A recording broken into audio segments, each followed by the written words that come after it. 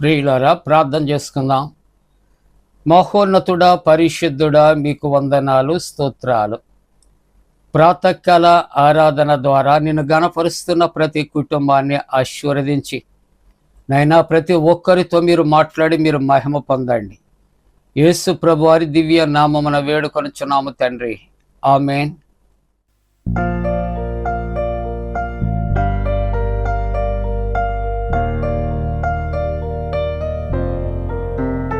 ఎత్తైన కొండపైన ఏకాంతముగా చేరి రూపాంతర అనుభవము పొంద ప్రార్థించు ప్రియుడా, ప్రార్థించు ప్రియుడా. ఎత్తైన కొండపైన క్రీస్తు యేసు వెంటను కొండపైకి ఎక్కుము. క్రీస్తు యేసు వెంటను కొండపైకి ఎక్కుము. సూర్యుని వలె ప్రకాశింపము, వస్త్రము కాంతి వలెను. సూర్యుని వలె ప్రకాశింపము, వస్త్రము కాంతి వలెను. వస్త్రము కాంతి వలెను. ఎత్తైన కొండపైన ఏకాంతముగా చేరి రూపాంతర అనుభవము పొంద ప్రార్థించు ప్రియుడా, ప్రార్థించు ప్రియుడా. పరిశుద్ధ సన్నిధిలో ప్రభువుతో మాట్లాడుము. పరిశుద్ధ సన్నిధిలో ప్రభువుతో మాట్లాడుము. ప్రభువు తిరిగి మాట్లాడు వరకు ప్రార్థించి ధ్యానించుము. ప్రభువు తిరిగి మాట్లాడు వరకు ప్రార్థించి ధ్యానించుము.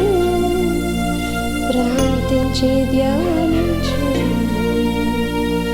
ఎత్తైన కొండపైన ఏకాంతముగా చేరి రూపాంతర అనుభవము పొంద ప్రార్థించు ప్రియుడా, ప్రార్థించు ప్రియుడా.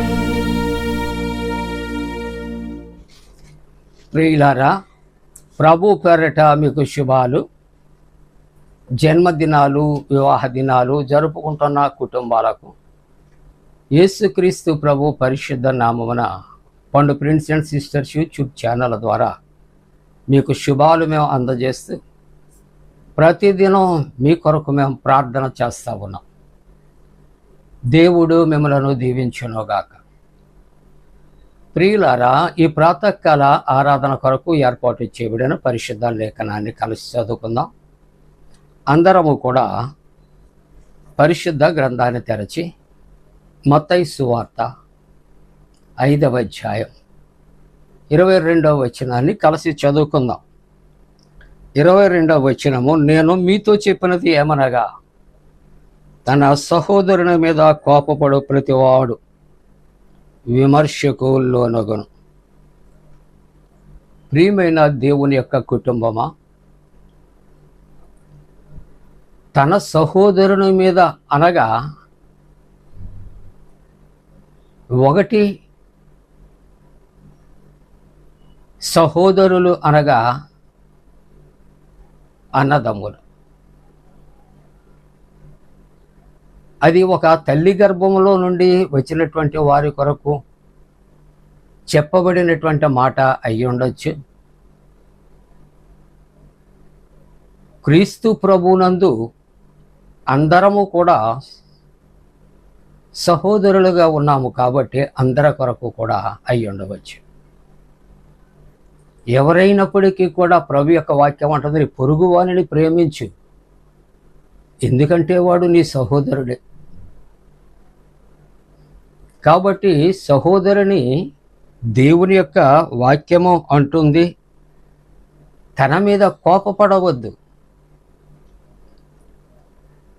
నువ్వు విమర్శకు లోనవుతావు.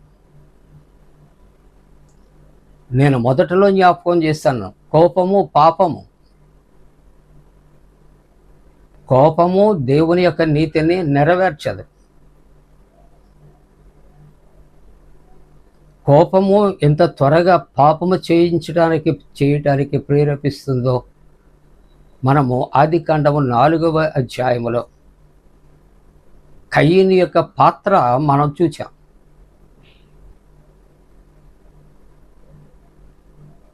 దేవుడు వారిద్దరిని చూచాడు,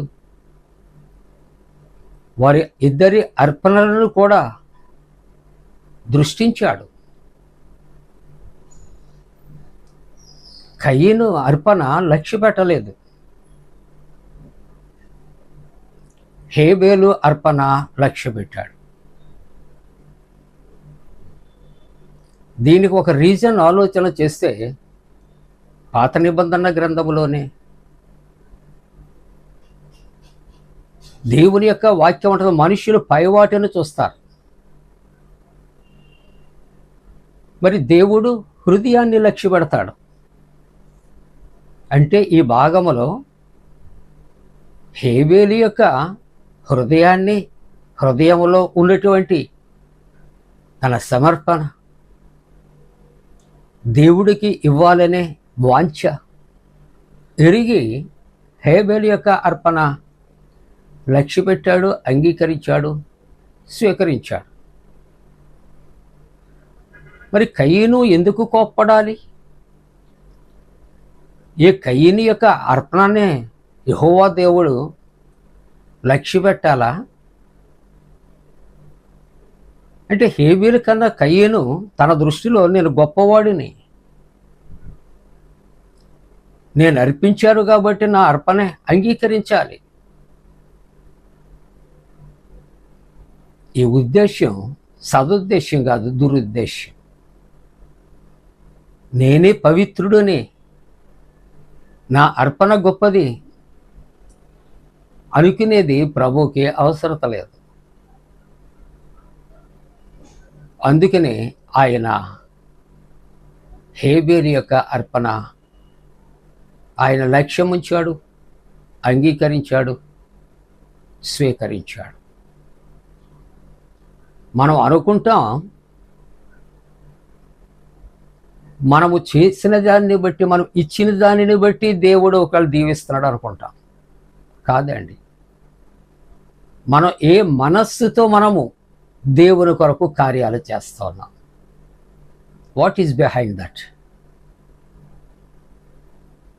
ఆయనకు కావలసింది అది. మనం ఏం చేస్తామంటే మనుషుల మెప్పు కొరకు, ఇతరుల మెప్పు కొరకు మనం చేస్తాం. అవసరత లేని వాళ్ళకి చేస్తూ ఉంటాం, నిష్ప్రయోజనమైనటువంటి వాటిని చేస్తూ ఉంటాం. అటువంటి అర్పణలు దేవుడు ఏం చేస్తాడు? కయీను అర్పణ వలె నిర్లక్ష్యం చేస్తాడు. ఆ అర్పణకు ఎవరు అర్హులో ఆయనకు తెలుసు. ఏమండి, దేవుని యొక్క వాక్యాన్ని మనం ధ్యానం చేస్తూ ఉంటున్నప్పుడు ప్రియ దేవుని బిడ్డలారా, ఇక్కడ కయీను అతని అర్పణను ఆయన లక్ష్య పెట్టలేదు కాబట్టి కయీనుకు మిక్కిలి కోపము వచ్చి అతడు తన ముఖమును చిన్నబుచ్చుకొనగా, యెహోవా కయీనుతో నీకు కోపమేలా, ముఖము చిన్నబుచ్చుకుని ఉన్నావని, నీవు సత్క్రియ చేసిన ఎడల తల ఎత్తుకొనవా? అంటే దేవుని దృష్టిలో అతడు అర్పించిన సత్క్రియ చేయలేదు, మంచి కార్యము చేయలేదు. దేవునికి మంచి మనసుతో ఇచ్చుట, అర్పించుట, సమర్పించుట కూడా సత్క్రియే. కానీ మనం ఏం చేస్తూ ఉంటామని ఆలోచన చేస్తే ఆ ఎదుటి వ్యక్తి ఎటువంటి అపాత్రుడు అయినప్పటికీ కూడా వాళ్ళను సంతోషపెట్టి మనం శభాష్ అనిపించుకోవాలి. అది మన యొక్క ఉద్దేశాలు. అటువంటి వాటిని కయ్యను అర్పణ వలె ఆయన ఒకవేళ నిరాకరిస్తాడు. దేవుని యొక్క వాక్యములో నీవు సత్క్రియ చేసిన ఎడల తల ఎత్తుకున్నావా? సత్క్రియ చేయని ఎడల వాకిట పాపము పొంచి ఉండును. కాబట్టి కయ్యని యొక్క జీవితాన్ని ఆలోచన చేస్తూ ఉంటున్నప్పుడు దేవుడు అర్పణ అంగీకరించకపోతే సోదరుని మీద ద్వేషం కలిగింది. ఇది ఎంతవరకు సమయోచితము ఆలోచన చేత. కాబట్టి దేవుని యొక్క వాక్యం ముగింపులో అంటున్నటువంటి మాట ఆలోచన చేస్తే ఎఫెసీ పత్రిక 4వ అధ్యాయములో 26వ వచనం అంటాడు, కోపపడుడి కానీ పాపము చేయొద్దు. ఓ కయ్యను, నీ సోదరుల మీద నీకు కోపం వచ్చింది, కోపపడ్డావు.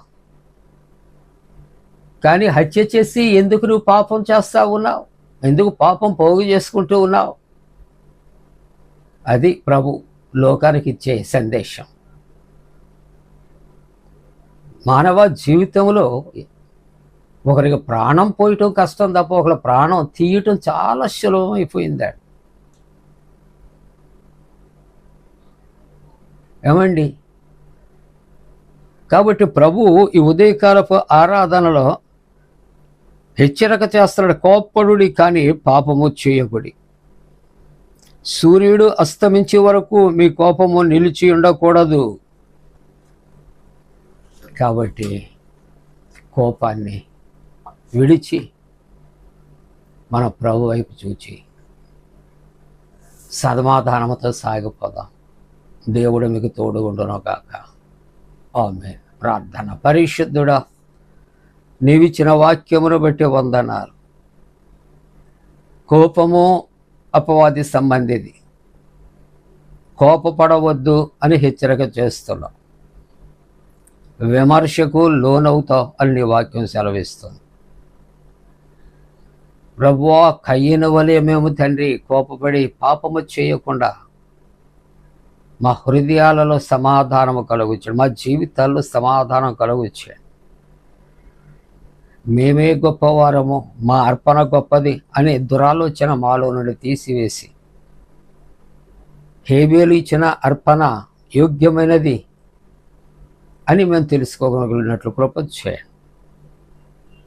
ప్రార్థిస్తున్న ప్రతి ఒక్కరి కొరకు ప్రార్థన చేస్తా ఉన్నా. ప్రతి వాని ప్రార్థనకు జవాబు దయచేయండి. ప్రభువా, విదేశాల్లో జరుగుతున్నటువంటి యుద్ధ బీభత్సాలు దూరపరచండి. సమస్యలో ఉన్నవారికి విడుదల కలుగుచేయండి. అశాంతితో ఉన్నవారికి సమాధానం కలుగుచేయండి. ప్రభువా, ఇదిగో చిన్న బిడ్డలు, ఆయన గర్భిణీ స్త్రీలు కొరకు, సంతానము కొరకు ఎదురు చూస్తున్న కుటుంబాలు సత్సంతానము కొరకు దేవా, ఇదిగో తండ్రి చల్లటి వాతావరణం కొరకు ప్రార్థన చేస్తాం. యేసు నామమున వేడుకొనుచున్నాం తండ్రి. ఆమేన్. మన పరమ తండ్రి అయిన దేవుని యొక్క ప్రేమయు, ప్రభువైన యేసు క్రీస్తు ప్రభు కృపయు, పరిశుద్ధాత్మ అన్యోన్య సహవాసం ప్రాతకాల ఆరాధన ద్వారా గణపరుస్తున్నటువంటి ప్రతి కుటుంబానికి తోడుగుండి సంరక్షించి కాపాడునోగాక.